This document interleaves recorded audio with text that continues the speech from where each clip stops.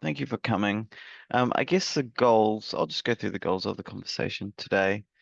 The purpose of today's conversation is part of a bit of a series Risk New Zealand is trying to get going is around thought leadership, and it's an opportunity to share, to ask questions, to discuss aspects of certain part of the risk management process. And in this case, we're talking about the risk assessment practice.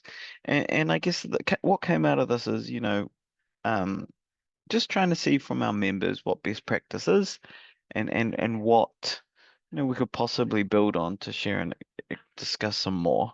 And so feel free to, I guess a point of this is very much a discussion session.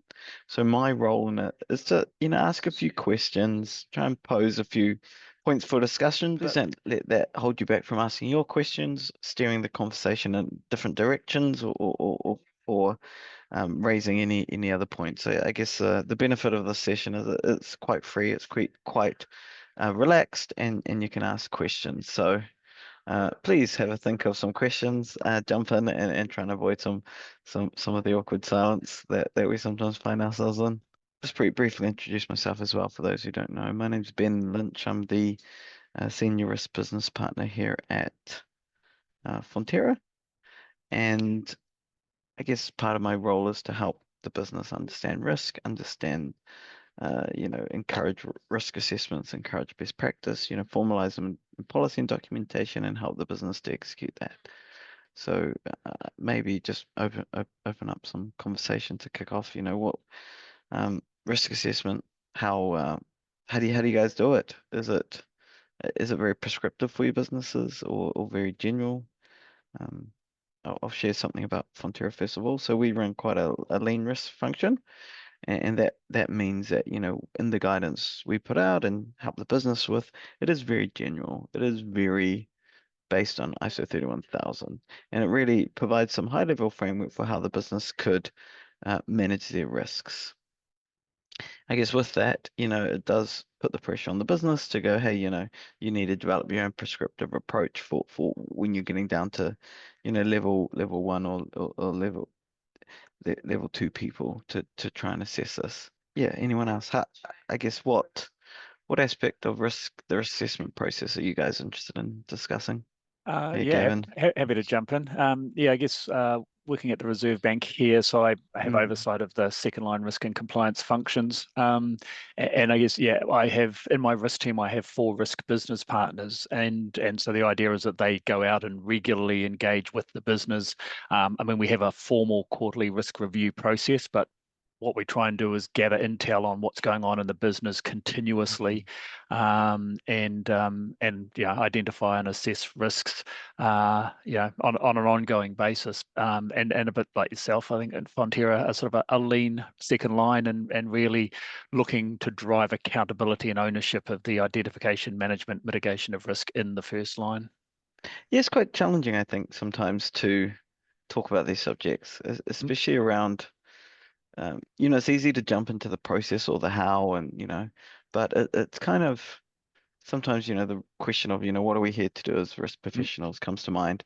Is it to, enable processes to be successful, enable other people to do it, or be a bit more of a central point for managing risk around the business? And we're definitely probably more in the trying to enable other people to do it. And I think that's probably steering how we approach risk in general, to be fair. Yeah, I think the idea of it, the risk management function isn't about managing the risk, because the risk sits in the first line, and certainly, making sure people sort of know and understand the roles and responsibilities of first versus second line. And I think for me, first and foremost, it's actually, and it's the other, this bit of on the slide there, the value creation and protection is understanding the business, understanding what it's trying to achieve. If you start with risk being the effect of uncertainty on objectives, what are your objectives, having the conversation around objectives, what are you trying to achieve, what must go right, and then the what could go wrong, and really trying to sell it as a, we're here to help you succeed, you the first line. And I think pitching it that way certainly gets higher levels of engagement, because who doesn't want help in making them look good, and avoids that sort of whole just tick box exercise of, oh god, here comes the risk team, we've got to review and revise the risk register. It's like, well, actually, if you don't see that you've got risks, if you think they're all quite under control, if you yeah if you don't have time, I've in the past, and other organizations sort of say, well, that's fine. If you don't have time to identify, assess, and manage your risks now, it just means you're more likely to have an incident, and then you'll have to spend time dealing with the mess that's created through an incident. So your choice, you know. Yeah, I guess that's a good point you raised around value creation. And I guess I often, what's the value in risk management is a common question that people ask. And I guess I've observed opportunities management come to the form Mm, in the last few years. And yeah, it's very interesting because there's many different arguments I've observed. One is like, oh, but risk is also the both downside and mm, upside. So therefore it's a bit superfluous to call it opportunity management. And then I see a contradiction in that too with kind of the realm of decision analysis and mm, decision making. When, mm, like arguably whenever you make any decision, you should consider uncertainty. If it's a business case for, say, a new factory or new equipment, there's uncertainty on how much money you will bring in, and there's mm, uncertainty on what could go wrong. Um, and yeah, it's interesting. I guess mm, there's a big push at the moment around opportunities as kind of to rejuvenate kind of the risk profession. mm, And sometimes I wonder, oh, is that not just is that the right idea? mm. I think it is, but it's where and how you do that. So to me, the upside should be captured in your strategy, your strategic documents, your business plans, whatever. And so the question is, how is risk getting a voice at that table? Mm, Because to me, it doesn't make sense to, design, develop your strategy within your organization and then run a strategic risk workshop to identify all the risks of the decisions you've just made. So is that, yeah, yes. when you say it out loud, it just seems stupid. So why do people do it? But that's where I think, yeah, making that distinction between the identification assessment of operational and enterprise risks, i.e., you've got processes and systems and you're doing stuff, and where is the downside of that, versus a more when you're talking about your strategy, your plans, your business plans, all that sort of thing, yeah, how are you making those decisions, and are they well informed, risk aware decisions? So yeah, bringing all that to the table. So that's where I think the opportunity analysis, the scenario testing, you might have a strategic opportunities. You might have 3 opportunities. Which one are you going to go for? And you've got to think about the pros and cons of each, the risks associated with each. Can we mitigate those risks or not? But yeah, and you have risk at the table informing the conversation, not being an afterthought. Yeah, the old attach the risk assessment to the back of the back of Hmm. the already made decision approach to life. Yeah, yeah. So I work in a forestry management company. We manage forests on behalf of other investor companies, and we present risk to their board. So a key part of my role is helping those board directors feel comfortable that, we as the forest managers have identified things can go wrong with their investment, and we're still working on addressing them. It's a large part of the value add to the role. It's kind of a client management function. The other part I do is like an internal consultant for risk process. I get out about with operational teams as much as I can. I get involved in a lot of our internal projects, and it's kind of sometimes there's a formal risk assessment, sometimes it's just a conversation, but that gets the risk awareness out there. And then the other half of my Mm, role is the assurance bit, which is making sure, hey, we're saying that we're doing these things about risk of what these controls operating. Are we actually doing them, and are they working? mm, It's mm, kind of how we take it. We've got full risk assessment processes, what have you, which I think have largely lined up to ISO 31K, but it's not particularly prescriptive. Does mm. that make sense? Yeah, how do you kind of when you present, how do you identify risks at a board level? Like, I guess, do they care about operational risks? Do they care about only strategic risks? Or very So curious. they want to know the strategic stuff. it's the difference because we're the manager of the investment, but we're not the investor, if that makes sense. So Mm, they want to know that we're operating, like we're running their forest. So a lot of our risk is operational. So mm, they want to know that that's happening. They also want to know that we're doing things around forex and financing stuff like that, which is a bit more strategic. But yeah, they kind of want to know a mix of them. But we do break risk into 10 subcategories and then report against them, and sort of show if risk is trending up or down each quarter, things like that. mm. That gives them the strategic view. And then once a year, we deep dive into all of the risks in the various subcommittees, risk assurance or governance, whatever you. I guess it's funny when I think about risk assessments. Often I think about I haven't seen too much more than like a workshop approach to identifying risks. Is that align with your guys' view, or is someone using a really cool tool or technique to identify risks that no one else knows about? I wouldn't say it's a tool, but it's conversational for me. There's a lot of benefit in forestry and the old ute ride along. So when you're in the ute with someone going to go and see something, you have a chat and you eventually steer the conversation around. Oh, what are some of the things that go wrong? Mm, And you can get the ideas from that, and then you can go away later and figure out, okay, well, how do I make this a risk assessment? And then you talk to the right people and figure out, hey, this is the inherent risk. So this is something we're doing to address it. We definitely have risk owners. It's not me. Risk isn't my thing. yeah. It sits to the operational risk manager and then operation managers, and they're fully aware of that on board. But in terms of identification, yeah, it's the getting out in the business is one of the key techniques I employ. Yeah, I learned that last week. I went to site. We've got a big site in Clandyboy outside Timaru. I went there and it kind of transformed my thinking a bit. It just really helps contextualize risks instead of sitting in your central Auckland office talking about rural New Zealand. Mm. Yeah, it's a good. I'd call it a technique. It's kind of like a site visit or a interview approach to identifying risks. It's often probably underlooked to be, yeah, potentially. What we talk about here is it's really easy to come up with policies and controls in the office, and it typically isn't very good and it gets ignored. But if you actually have the time to go out and see the people who are going to have to make it work and ask them what they think, you get a lot of robust feedback, I've got to say, in forestry. It's quite good. Oh yes. But if you take the time to do that, then it's more likely to succeed. If you just deploy policy and say, hey, look, this is what we're doing, Mm. they might do it. They might go, oh, I might grumble, go, this is not going to work. Yeah. Hmm. That buy-in, if you get the buy-in by actually taking an interest in what they do and figuring out what can or can't work, that helps. Yeah, I guess for us, certainly in the project space, we use a number of different techniques. One is the pre-mortem. I don't know if you've heard of a pre-mortem, where you kind of sit there and pretend that the project you're at the end of life and the project has failed, and you sort of try to have a conversation around why it's failed. And it just shifts the mindset, because if you start to sort of, if you talk about to project managers and sponsors and all the thing at the start of the project and say, what are the risks of this project failing? It'll be like, nothing, I am the world's best project Perfect. manager, and everything's going to go fine. And what do you mean we're going to be, over budget and over time and have to de-scope? It's like, that won't happen. Unheard of. Yeah. So yeah, a pre-mortem sort of makes them think about the fact that it's failed. So it gives them the license to think about all the reasons why it might have failed. And that can get quite, interesting, colourful. But yeah, that's just another way of steering the conversation.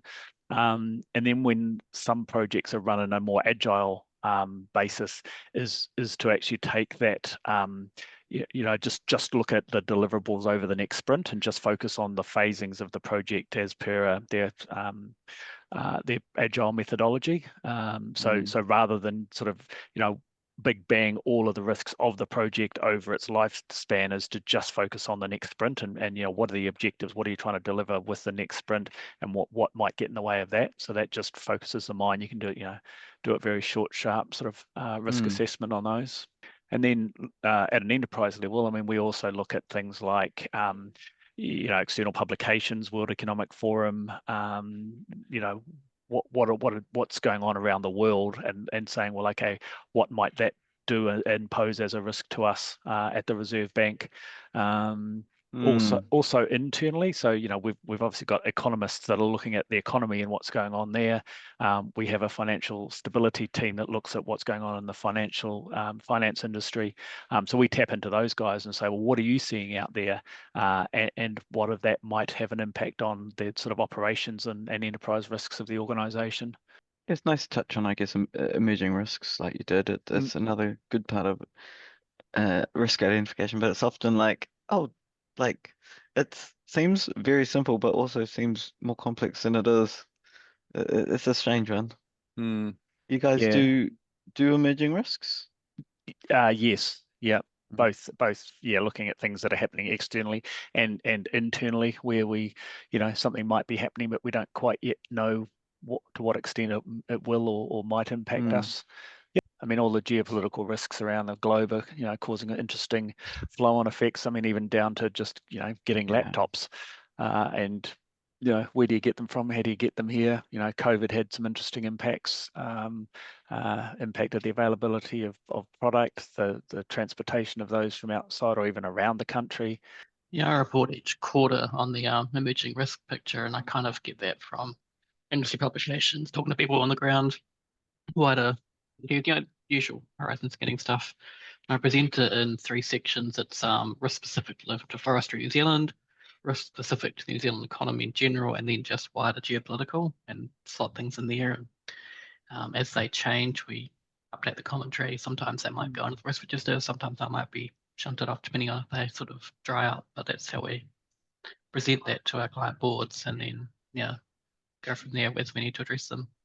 Yeah, we're quite lucky at Fonterra. I guess we're so large that we can have, just geopolitical specialists and kind of a specialist in many different areas. So as a risk team, it kind of reduces the actual identification you do yourself. It's more just like these are techniques and tools we can do it and to pull it together. I guess risk analysis is another good topic. And it's a good topic because there's lots of tools and lots of different approaches, or maybe just one main tool, the risk matrix. Um, just curious, uh, I presume risk matrices are used throughout all your businesses. Correct me if I'm wrong. I'm very curious. Yes, unfortunately, I haven't found anything else that works. And in particular, I guess we've got different parts of the business that do different things. Some of them are Mm. more quantitative than the other. Mm. And so for areas where, there are government entities that their job is to just, deliver on your mandate. And so long as you do things like write policy and consult on the policy and then implement the policy, you've kind of done your job. So trying to quantify risk can get quite challenging in some areas. And so then you do have to fall back on the whole, well, what might happen, what are the impacts, and thinking about those from operational, Mm. financial, legal, reputational. How likely is that event to happen? And then what are we doing about it? The one thing I have done here is, yes, we've got a 5x5 matrix, but I've removed the green, amber, reds, because that was causing problems where people were assuming that red was bad and green is good, and that's not necessarily the case. You could have a low rated risk that you still want to or could rate or treat and further reduce, and sometimes you've got red rated risks that no matter what you do, it's going to stay red because the reputational impacts are Geopolitical. so Yeah. significant. Yeah. So I remove the colouring, and so we just have zones 1, 2, and 3. But what's required is that if you've got a risk sitting in zone 1, the top right, the treatment plan has to be signed off by the governor of the Reserve Bank. And so Oh, wow. yeah, and then zone 2 got to be signed off by an assistant governor or executive, and then zone 3 is at a director level in the leadership team. And the reason I've gone with treatment plan is because your treatment plan might be to do nothing. It might be that actually, wherever the risk is sitting, you're okay with it.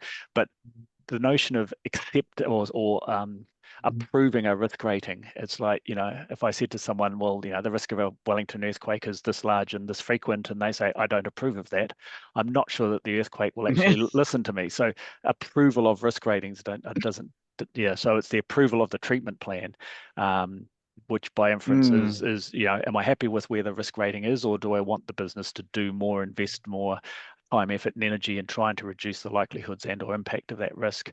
And so that's driving that accountability at those various levels, depending on where the risk is sitting from an assessment or an analysis perspective.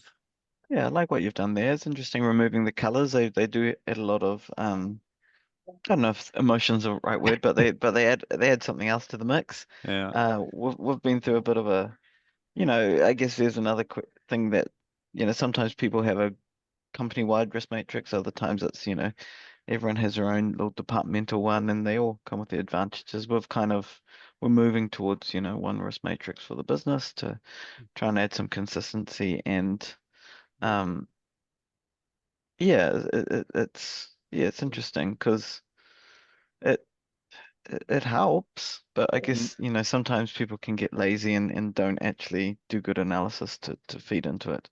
And one thing I really, I guess, passionate about is quantification. And if we link back to kind of decision making, if you've got, hey, got this great business case and it's going to make us $1 million a year, or, 500,000 to 1.5 million a year, um, and then you're like, it's a medium risk. Like it kind of, you need to, whenever you do analysis of uncertainty, which is, risk analysis is, you can't just have like a word against a number. It just doesn't really make for good decision making. So I guess for that reason, I'm trying to see where in Fonterra where, we can quantify risk a bit better, especially in those situations where you have, a profit or revenue or something associated upside, and then you've got to represent the downside. Just, just wondering if that thinking's common Yeah, or yeah. Well, the thinking's common. action. The applicability, as I say, yeah.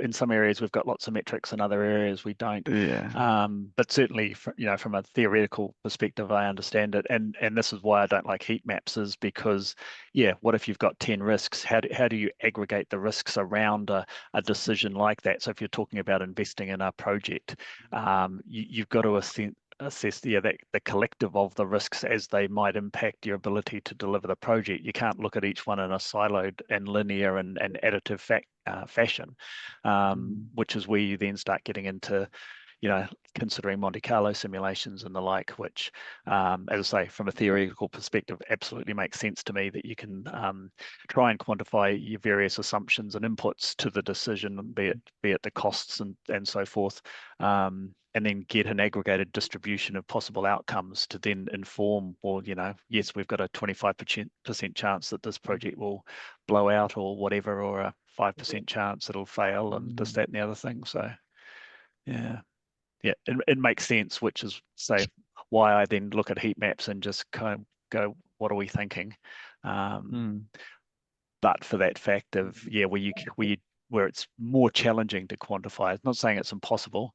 If you read Doug Hubbard's book, he reckons you can quantify anything. But yeah, it becomes quite challenging, and especially for someone like the Reserve Bank, because we're not a profit-driven organisation. So yeah, that it's more consideration of efficiencies and prioritizations and things, rather than a profit driver or an expense driver and that sort of thing.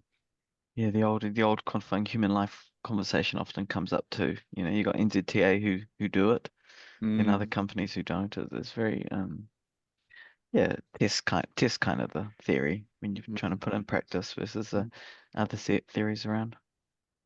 Anybody else got anything interesting to share around how they analyze a risk? Trying to determine if it's big or small. One of the areas, just no one else, no one else is jumping in. One of the other areas that have found challenging is where, and because of the red, amber, greens, people kind of going, okay, we've got a risk that's rated red, and yet our risk appetite says we have low appetite for this risk. So how can that be? And I've sort of steered people away from trying to infer the risk settings at an enterprise level, i.e. your risk ranking matrix, from the risk appetite statement. And partly because I guess I've set the risk appetite statement at a very high level for the board of the Reserve Bank. So really focused on the outputs and the outcomes of the organization, and not ask them to inform a risk appetite around, staff turnover, or, the number of acceptable privacy breaches, or this, that, and the other thing. and so you're disaggregating that and suggesting that your risk ranking matrix in whatever form you use should be at a heightened level of sensitivity relative to your risk appetite statement, because you want management to identify a risk well before there's any chance of your being outside the board's risk appetite, and it's for that reason that a high rated risk in your risk ranking matrix doesn't equate to being outside risk appetite. Whereas I have seen other organizations where they said absolutely, anything that's red is above risk appetite, and so everything needs to be driven down from red to amber to green. Yeah, interesting. Yeah. I guess the sheer size of Fonterra and the sheer number of risks. I guess we have to take that similar approach you take, Kevin, because if we're a small organization, like it becomes a lot harder to know what's acceptable risk and what's not. And I guess there's a lot of subjectiveness here. It comes down, what's your risk evaluation criteria? How are you actually assessing it? Is it fixed? Is it fluid? Is it intuitive? And it kind of, people point to risk appetite as a way, but it's challenging. If you've got a medium risk appetite for something, how does a red or let's say a medium risk, does that mean it's okay or not okay? It's all Yeah, risk appetite statements is another whole conversation, and mm, they can get quite challenging. I mean, I think sometimes boards get a lot of value out of going through the conversation so that they can all get onto the same page as to what risks are acceptable in the pursuit of the corporate objectives. But then when you sort of go, well, management are looking at a risk appetite statement and saying, oh, but what about this and what about this? And quite often what they're looking for is a risk appetite statement to inform some quite unique and complex situations. And, I'd often say, well, how often does your board meet? And, if it's monthly, and, this thing that the decision that you're trying to make, is this something you would take to the board for their approval or endorsement or whatever? And they said, well, yeah, absolutely. And I said, well, then you don't need a risk appetite, because when you go to the board in any particular true. month, you're getting a real-time board risk appetite. So don't try and write a document that's going to cover a scenario that you will actually take to the board when and if it happens anyway. Yeah, that is true. Because the risk appetite is just meant to show the boards or the management or whoever how much risk they want to take. So if you're asking them directly. Yeah. Mm. And this also gets, we're talking about back to the conversation at hand around the sort of risk assessment, is where people have kind of go, okay, well, I've got this risk and it's rated high, but what's our risk appetite? And my answer to that is always, well, risk appetite is about accepting a heightened level of risk in the pursuit of some reward. You don't take unrewarded risk. And so if you've got a risk that's high rated and you sort of go, well, actually, I can do things to treat this risk and bring it down, and it's going to cost me $100 to save $1,000, well, that's a no-brainer. On a cost benefit basis, you would treat that risk. And so to sort of go, well, our risk appetite is high and therefore I'll just leave it where it is, just doesn't make sense to me. Whereas I think, because you're taking unrewarded risk, you're sort of exposing your organization to an extra $1,000 worth of risk where you could spend 100 to eliminate it. Yeah, I find sometimes the reality of the theory of risk management doesn't line up with the reality. Like one example I like to use is, say you have a risk, let's say it's, I don't know, red, and then you put in a mitigation or you put in two mitigations, and then you're like, cool, because I put in mitigations, the risk is reduced. Okay, sure. But that reduction generally looks like going from, down a whole risk level or maybe two risk levels, when in fact it could have just reduced and stayed within the same risk band, depending on what your bands are. And there's a lot like there's comfort in doing that, but it's kind of like it's kind of like risk analysis is one thing, but also like risk analysis once you put in mitigations and understand the risk is also another thing.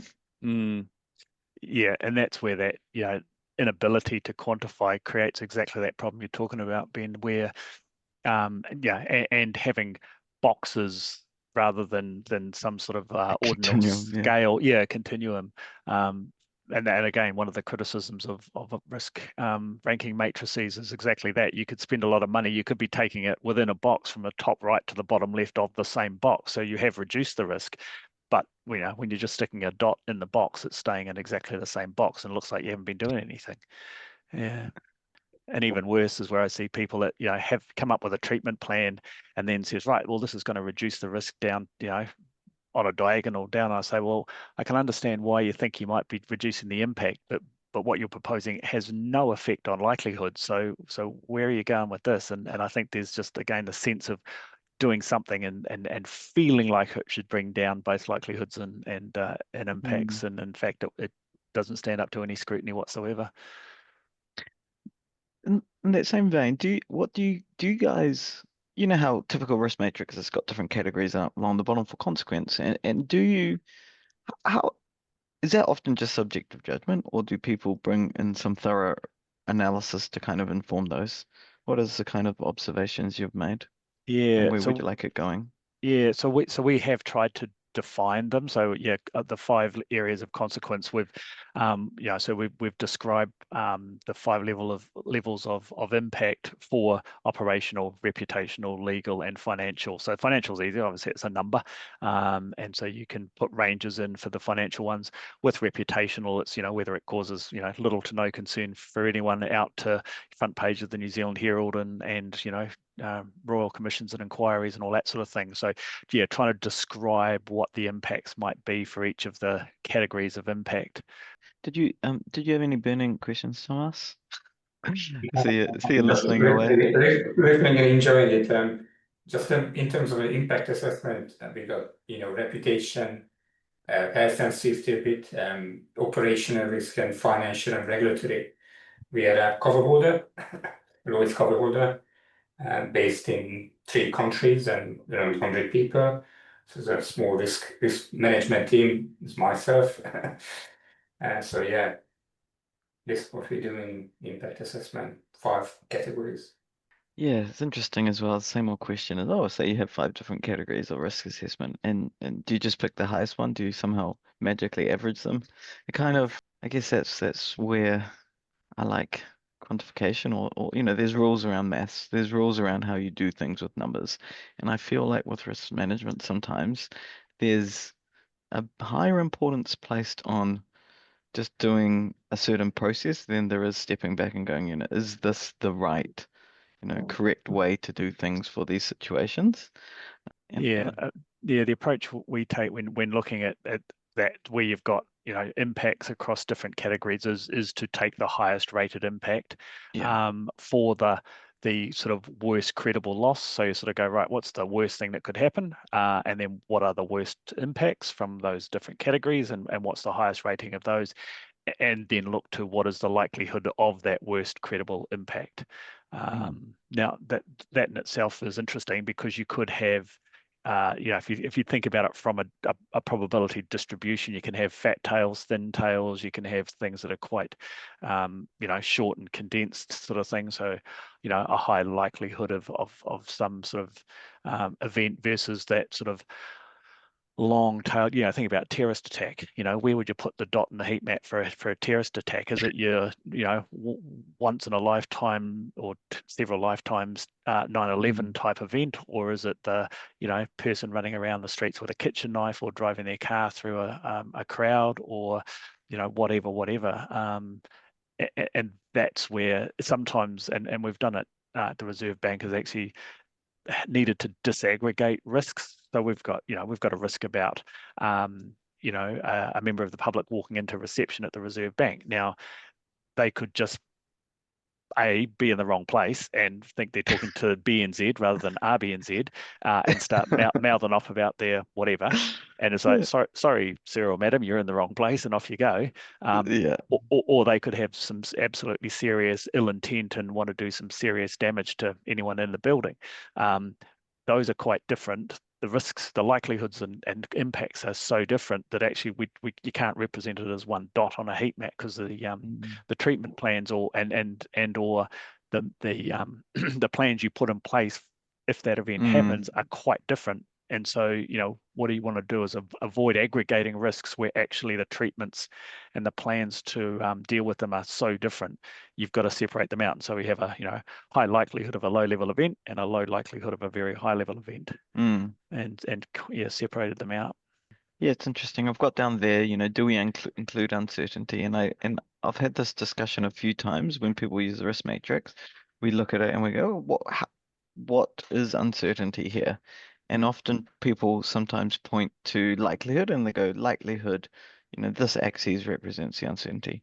Sometimes people point at the consequence and go, oh, some of the range or uncertainty is down here. But I guess what I like thinking about things in terms of uncertainty because it forces you to be a bit more explicit about what's actually the factors that are making this situation difficult. Because one factor that's hard to include is, for example, knowledge uncertainty.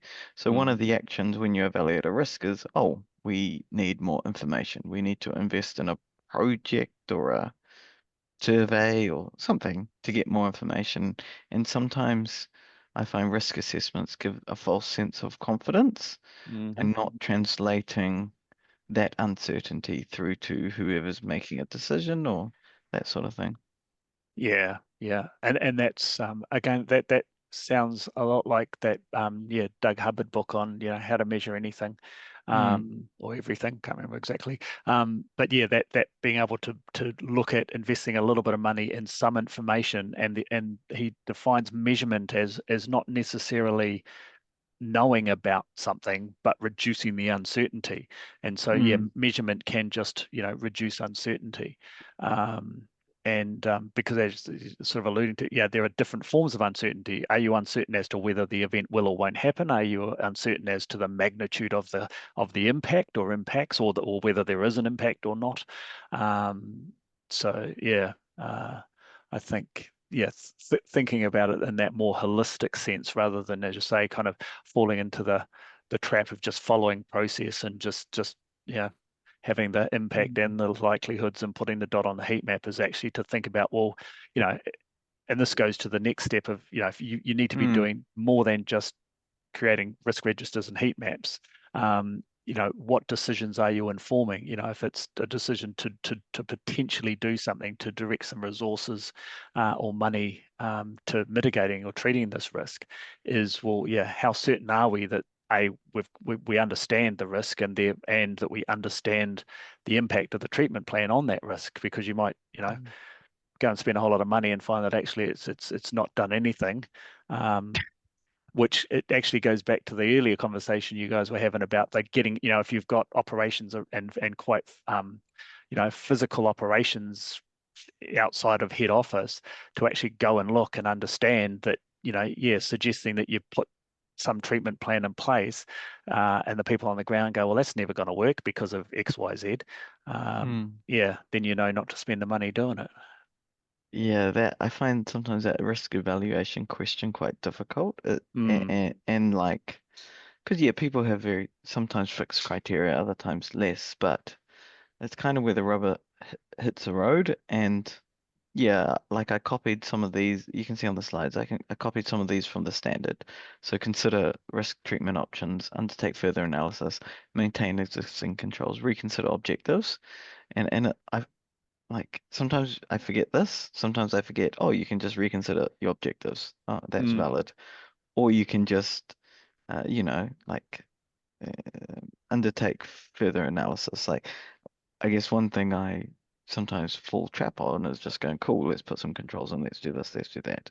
And you don't actually take that, like you're saying, Gavin, take that step back and go, do we need to build a new factory in, I don't know, West Auckland to make milk? Like, I don't know. Yeah. And also evaluating, and one of the things I guess can inform your risk identification, analysis, and evaluation is incident reporting. So, an analysis of incidents that have happened. The challenge with that is, of course, you talk about likelihoods. Well, once an event has happened, the likelihood's 100% because it's just happened. But just because it has happened, doesn't does that change? It may or may not change the likelihood that it will happen again. And we've had situations where, we've had an incident in our organization, and on the one hand, you kind of go, oh, you evaluate it and kind of go, well, yes, maybe we should do something about it. But then you go, well, this seemed like a freakish accident. The chance of it happening again, we have no control over it happening again. Not sure that the treatment plan that was proposed will actually do anything other than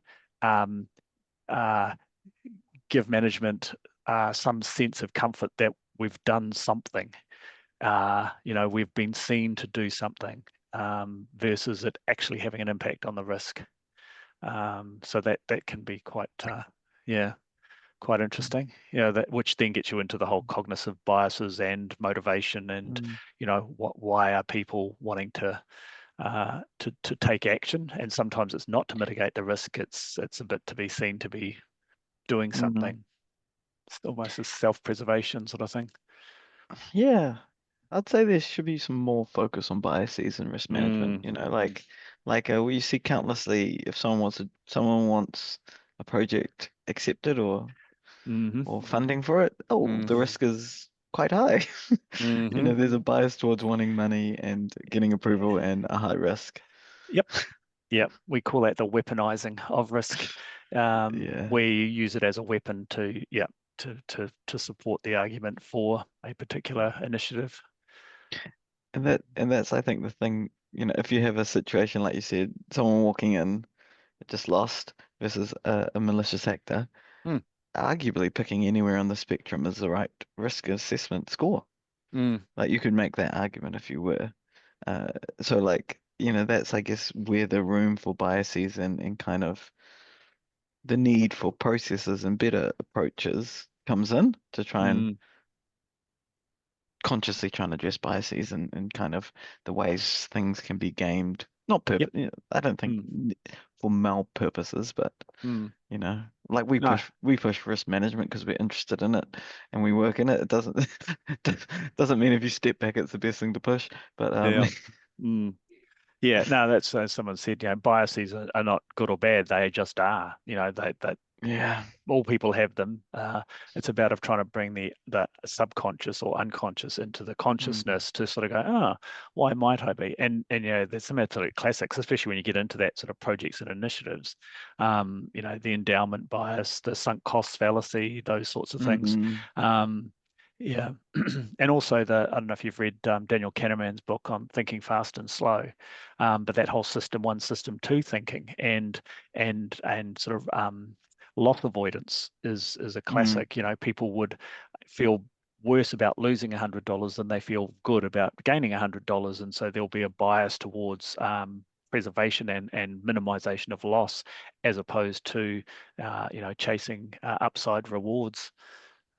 So all that kind of can factor into the scenarios that we get challenged with and need to assess from a risk perspective. Okay, sorry. I didn't join before because it was quite busy around me. Sandro here from New Zealand Defence Force. We have a strong risk framework here, and it's defined by, we have a central risk office who pretty much give the initial guidance to the rest of NZJF, and including the services as well, like Air Force, Navy, and Army, and all the major portfolios like finance, state and infrastructure, which is my area. Our framework is pretty much well aligned with the ISO 21000, which is international standards for risk management, and pretty much everything that we do is around the ISO 21000.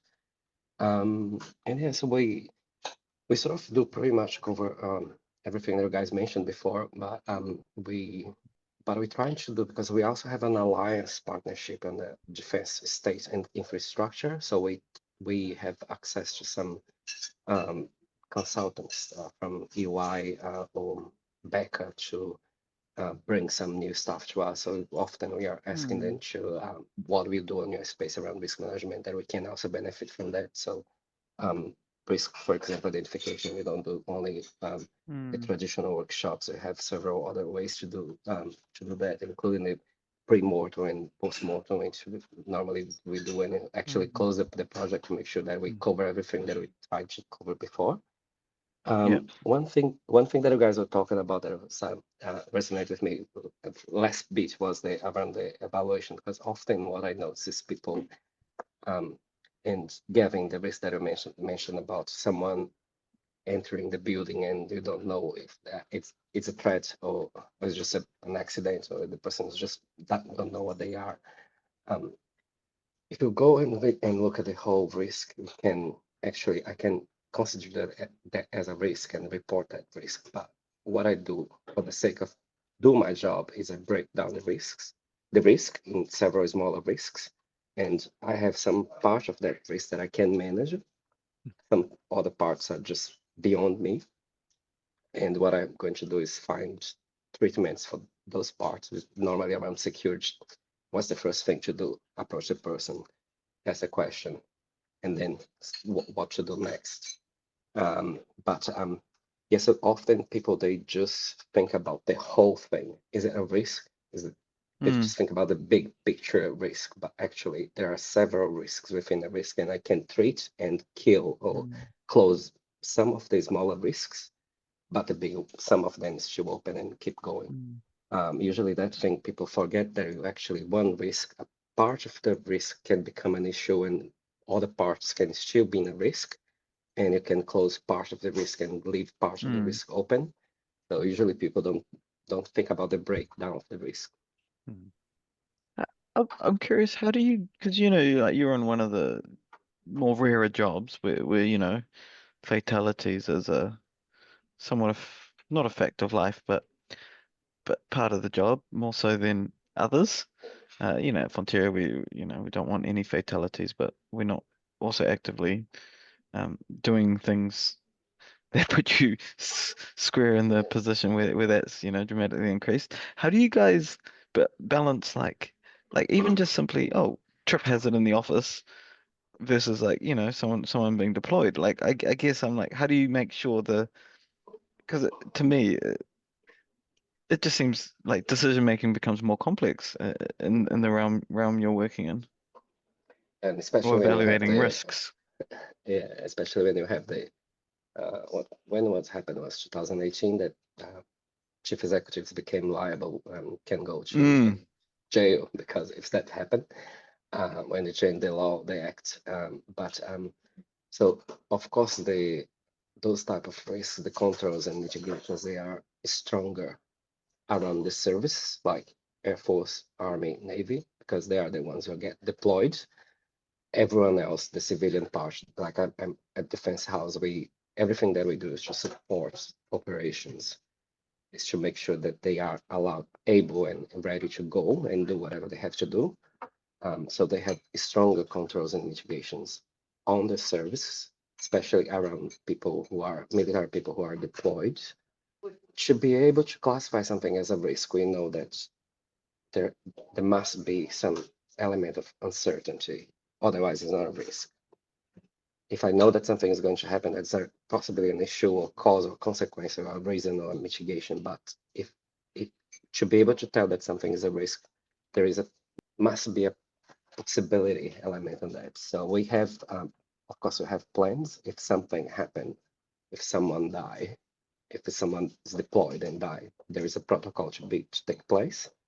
And there's a very clear direction to pretty much the manager, the team, the area, how to approach the family, how to make things happen, to make sure that everything happen in a way that less traumatized for the family, for colleagues, and so forth, so on. On the business side, like office, on the camps and base, we have construction sites every time that like daily has lots of things going on at the same time. We have a very strong health and safety policy, which is very linked to risk. We have one of the best management systems around health and safety and to track and reduce accidents. Interesting enough, I'm working here for a little bit over 5 years. I don't think I ever heard of any military people who died in 5 years, but I heard of people working at camps and bases on construction site who died. So Oh. that's yeah, it's kind of like it's like okay, so I have more visibility of those accidents because they are linked to construction, which is my area here. Yeah, so it's but we know that can happen, but we have a very good and strong system to help to prevent that to happen. And that's what we need, and talk with people to make sure that they know that what to do or not to do. Hey, we've got a few more minutes. Just anything anyone wanted to bring up or discuss before we close out today? Yeah, just picking up on what Sandra was saying reminded me, again, we fall into the trap of sort of, or can, here's a risk. How do we control it? How do we, how do we identify the likelihoods and impacts, and how do we reduce it? But and one of the things I'm sort of starting to sort of, I guess, read more on, and that is this whole concept around complex adaptive systems, and the whole idea of complexity theory, which says, the system is so complex that actually there is no such thing as best practice or even good practice, and you actually can't control for the risk because you don't know how the risk is going to manifest. And so I would imagine in the defence forces it's even more acute that you can't have rigid structured controls in an uncertain environment. And so, how do you approach that from a risk management perspective, where you're sort of going, well, actually, what I have to do is train the people that are in the front line, whatever that is, whether it's, customer, whether it's, security at our front reception, whether it's someone, in the services, so that they can assess the risks in real time as things are coming at them, and have know to sort of go, well, in the first instance, yep, someone walks in the door at RBNZ, are they friend or foe? Are they here? What, what's the reason for visiting us today? And finding out and trying to assess the risk in real. So you've got to get them to do the whole risk identification, analysis, and evaluation in real time, potentially in seconds. And so, yeah, it's sort of like training the trainer. We've got to train them how to do it, because you can't put in an actual control, because you just don't know what's going to come at you from minute to minute, day to day. Which I think goes with what Sandra was saying, is sometimes you've got to look at parts of risk, and what can you prevent, what can you detect, what remediation plans can you put in place, and some of those are just the training and making sure that the frontline people have that, both the knowledge, but also the confidence to do that. Like, if I think about from the outside looking in and think about defense forces, it's like, regimented and rigid, and you have, sergeants telling, privates what to do, and all those sorts of things. But I imagine it can't be like that in all cases. Someone has to sort of go, well, yes, I've heard the command, but actually, it might be coming from a head office, and someone sort of 500 miles away. They're not there on the ground. They don't know. They can't see. So where is there the latitude to sort of make their own decisions in real time? That yeah. Sorry, just something that sparked from the conversation Sandra was sharing with us. Yeah, that's why I mentioned that our risk management framework is really strong, and it's well it's pretty much everybody across defense, including the service base commanders, all the structure, all the ranks, they know that. And usually if they see something that came from someone, they would never dismiss that purely without further check. Even if it's someone who is not as high on as they rank, but they will go and double check before they do anything about that. So there's a very I think a good thing that's helped us to keep track on how well we manage our risks is actually build and maintain strong stakeholder relationships, clear communication channels, and also a very strong lessons learned framework that will give people the opportunity to be aware of things that may have happened before, and so if they can plan for the future. Yeah, great. Yeah. Hey, I'm gonna thanks everyone for coming today. It's been there's nice, nice small groups, so good conversation. I appreciate your different inputs. It's I guess one thing I enjoy about these sessions is, it's the same topic, risk, but it's so different how it is among different organizations and even as we think to move forward on what we're focusing on. So thanks for your time today. Appreciate it, and hope you have a good rest of your day. Thank